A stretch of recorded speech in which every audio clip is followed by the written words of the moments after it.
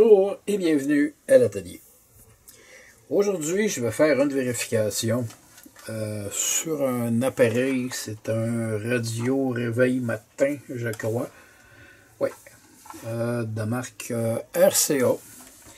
C'est un appareil qui, semble-t-il, a cessé de fonctionner d'un coup. Alors, première chose que je vais vérifier, évidemment, c'est l'adapteur ou l'adaptateur, bon, peu importe le nom que vous donnez à ce truc-ci. Donc, c'est une espèce de transformateur qui transforme généralement le courant de la tension AC en tension DC. Mais ce que je remarque sur celui-ci, c'est qu'en sortie, plutôt qu'être en DC, c'est une sortie en AC. Donc, on a 10,5 volts, 1 ampère en AC. Donc, courant alternatif. Première chose que je vais vérifier avant de le brancher au mur et de vérifier si il y a de la tension qui sort au niveau de la prise ici. Je vais vérifier le fil ici. Pourquoi? Parce que souvent, il y a des gens qui me portent des trucs. Et on me dit pas toujours qu'il y a des animaux à la maison, genre des chiens, des chats. Et ça m'arrive de trouver des appareils qui sont brisés dus à des morsures, par exemple de chat. Donc je vais jeter un rapide coup d'œil au niveau du fil, question de voir si il y a des morsures là-dedans. Évidemment, ça peut être chat, chien, peut-être d'autres bébites, on ne sait pas. Bon, jusqu'à maintenant, j'ai absolument rien. La connexion ici semble pas brisée. Ici non plus, ça arrive souvent quand on trouve des fils qui sont brisés là, sur le bord, là, soit de l'adapteur ou de la connexion. Mais généralement, pour ce type d'appareil-là, c'est branché à un endroit et on laisse ça tel quel. Alors, je vais rentrer le bloc dans la prise d'alimentation. Et bon, on a sorti le petit voltmètre. Je vais me mettre en courant AC. Évidemment, le plus bas c'est 200, donc je vais prendre 200. Se brancher ici, dans la prise comme ça, et on va mettre ça ici, question de voir ce qui se passe. Non, ça se peut comme pas. Attendez, on va essayer de se reprendre autrement. Peut-être mal.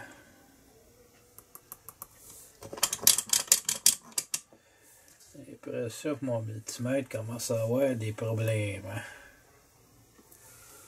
Ah, la prise est allumée. Question d'être plus sûr, je vais changer de multimètre.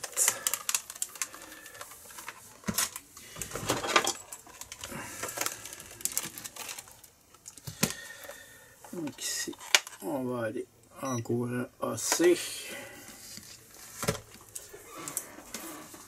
On va ramener ça ici.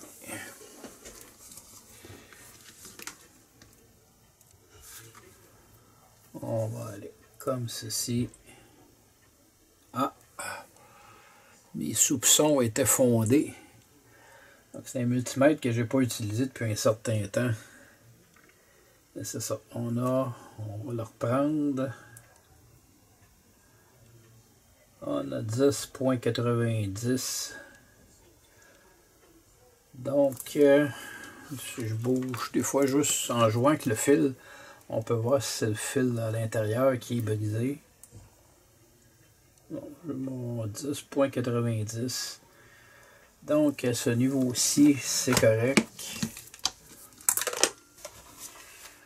On va le brancher dans l'appareil.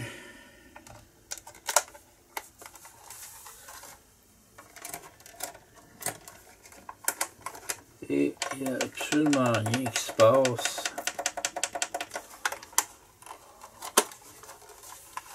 Pourtant, c'est bien branché. Juste par curiosité, ici, j'ai une prise USB. Ça peut m'indiquer, c'est au niveau de l'entrée du bloc qu'il y a un problème.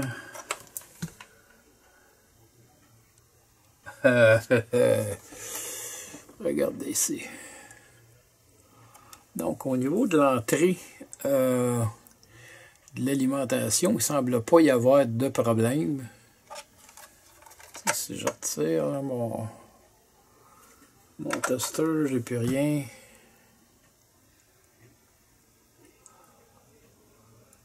5 volts, c'est excellent. Alors, on va regarder à l'intérieur. Avant d'enlever le couvercle, on a une batterie ici.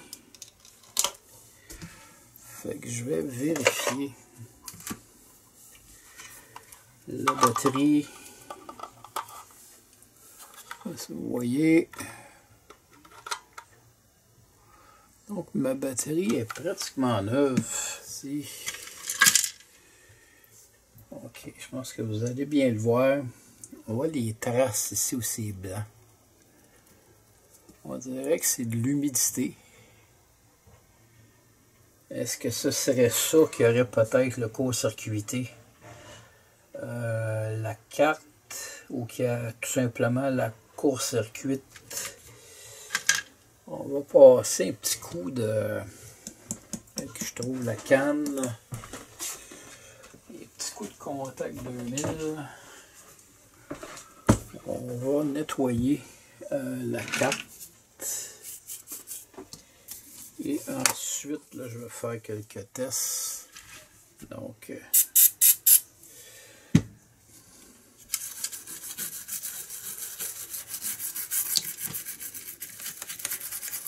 évidemment, avec une brosse à dents, on y va délicatement.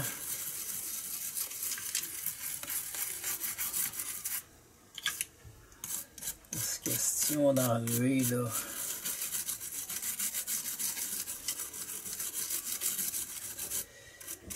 Des fois, la corrosion, là, ça peut court-circuiter. Ça peut être des courts-circuits, là. Il faut juste empêcher là, le contact entre deux pièces. Ça peut arriver. Ici, c'est question là, de bien travailler. Je vais assécher mon circuit.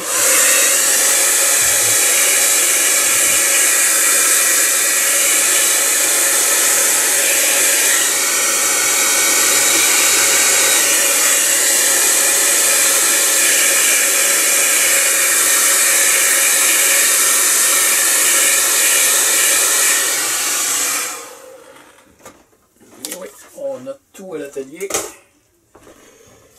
Donc mon circuit est sec. Maintenant, je vais rebrancher le bloc ici. Peut-être baisser un peu la caméra. Bon, où est le fil? Ici. On va mettre attention ici. Ça a allumé, pas du tout. Donc on a un fil, ça c'est le fil d'alimentation de la batterie.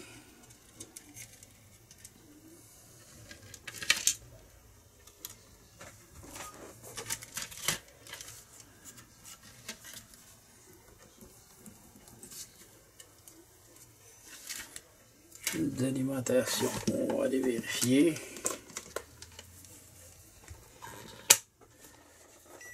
Je sais pas.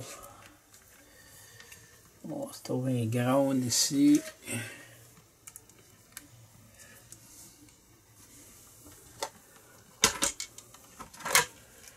Quand je zoome comme ça, c'est pas évident. Là. Allez, on va se faire de la place. Essayez de voir un peu ce qu'on fait. Bon, il y a un fil qui a cassé. Bon, c'est un fil de haut-parleur. C'est pas grave, on ressoudra au besoin. Il n'y a rien qui se passe. Ok, mais attention, elle rentre. Elle rentre dans le circuit.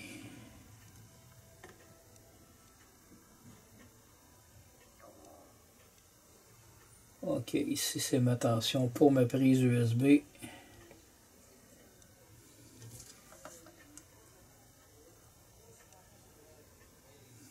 Ici on a de la tension.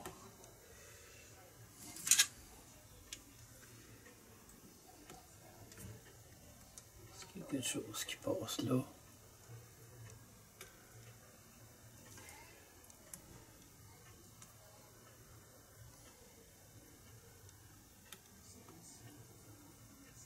Encore de 5 volts.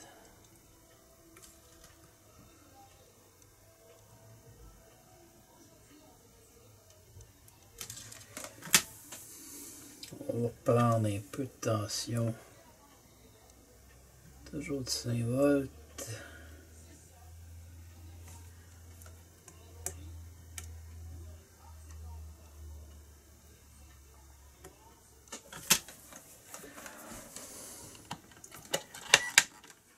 Position 11. Je vais aller vérifier mes diodes. Ouais.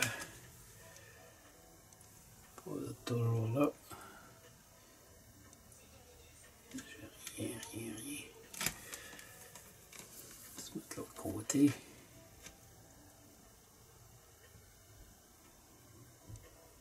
C'est bon.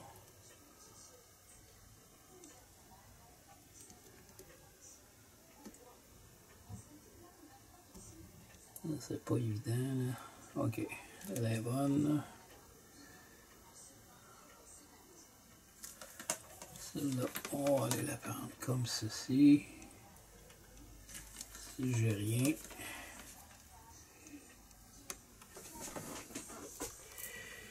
Et la capote, il n'y a rien.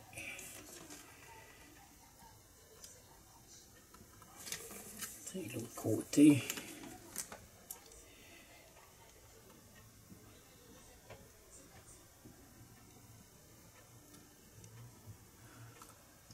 Et si c'est brûlé, j'ai rien non plus. Ce qui m'amène à ce chip-ci. Et malheureusement, je peux pas avoir le numéro. Ça, c'est vous vous demandez ce que c'est ici, cette belle tache-là. C'est le fabricant qui rajoute là, souvent des morceaux comme ça pour cacher les numéros de chip. Alors, c'est très difficile d'avoir les numéros. Et en quoi il va finir cette carte-ci? Évidemment, là, c'est un modèle là, excessivement cheap. Les condensateurs sont pas brûlés. Juste débrancher ici.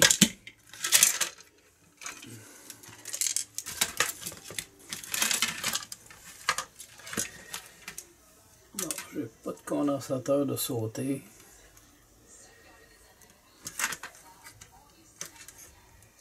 Non, ça n'a pas coulé, ça n'a pas chauffé. Dans cette zone-ci, on va remarquer, hop, on est en dehors, là. On va remarquer que la carte est noircie. Ce qui veut dire que dans cette zone-là, ça a chauffé.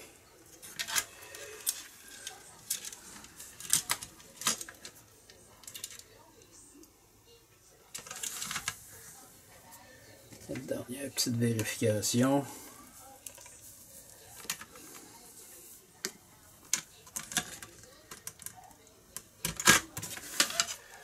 C'est pas évident de tout garder à la caméra.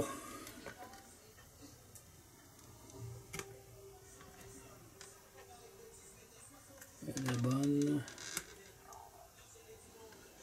Elle est sautée.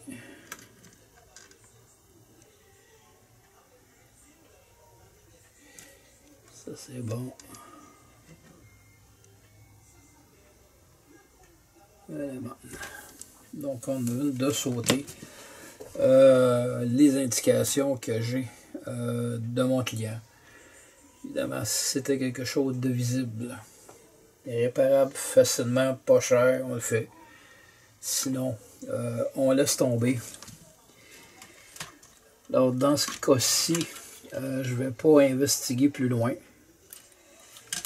Donc, c'est une réparation qui est malheureusement pas réussie. Ça arrive.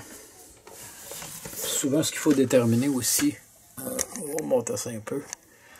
Ce qu'il faut déterminer, c'est le prix de l'objet versus le temps, le coût de réparation. Est-ce que ça vaut la peine ou non?